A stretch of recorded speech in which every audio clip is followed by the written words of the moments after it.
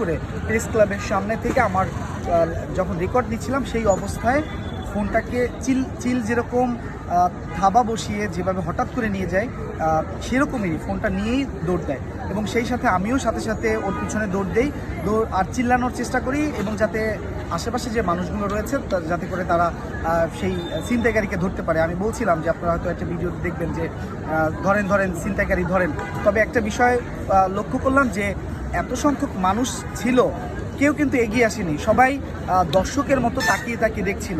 যদি কেউ একজন ওকে ব্যারিকেড দিত বা ধরতো তাহলে কিন্তু ইজিলি ওকে শনাক্ত করা যেত বা ধরা যেত।